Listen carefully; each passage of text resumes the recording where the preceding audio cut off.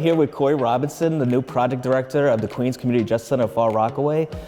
Today we're here in Jamaica, Queens, and we're here to talk about the future of our work in Queens and specifically at Far Rockaway. I'm curious, how did you get here? I've had 15 years in youth development, non-profit experience, and other community-based programming. How about you? So born and raised in New York City, Lower East Side, Manhattan. One of my first jobs out of college was working for an organization called Victim Services. And I was stationed in Red Hook, Brooklyn, where my job was to work with community residents on developing a mediation program. And that is the first time I came across this thing called the Center for Court Innovation. They were planning a community justice center in Red Hook, and that was my beginning.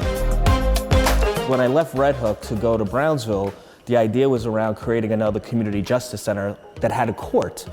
And as we were doing the work, the word justice started to really transform and change. People started talking about the work very differently. Like, why do you have to be arrested to get services? Why does something have to go wrong before we can move forward? And so I think we did a major shift by saying, how can we serve folks before they touch systems to be more positive outcomes in our communities, whether that's health outcomes, economic outcomes, education outcomes. And so the Brownsville Community Justice Center is like the next iteration of what we believe, and it's what we hope to bring to Far Rockaway. I think that Far Rockaway has a great need. It's had so many challenges over the years. We would be remiss not to mention Hurricane Sandy and all of the economic disparities that has happened since then. And so my goal is to really bring education, to bring justice, to help residents be more educated on their rights and things that they need to make their communities better.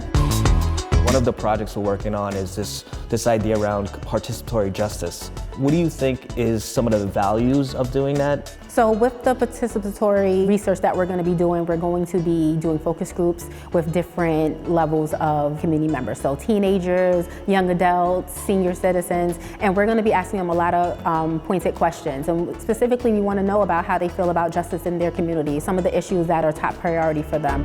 And so we're hoping that with that information, we're going to be able to really cater our programming to be very specific to each of those groups, but also to Far Rockaway in general. And the thing I love about the project as well is that unlike a lot of organizations who come in, gather information as outsiders to do the work, we're actually hiring locally.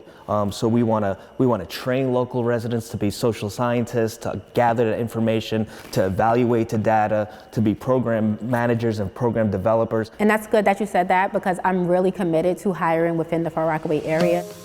So James, tell me about the difference between, engaging with the community and co-leading with the community. People use the word community engagement a lot. It's probably the most overused term in community-based work. In many ways, sometimes I feel like it's a check mark, right? Oh yeah, we talked to community, this is what they want. Well, who in the community did you talk to?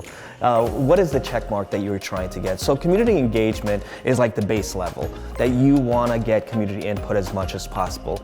But I think what we're talking about is putting community first, is that we're saying, wait a second, there's more than just trying to gather information. There is training, there's investment, there's trying to not only gather the information of the typical, the usual suspects who go to tenant association meetings and council meetings, but how do we get the voice of the young people? And so community first really is this kind of idea that these are the experts on the ground who should be with us from gathering information to implementation of programming.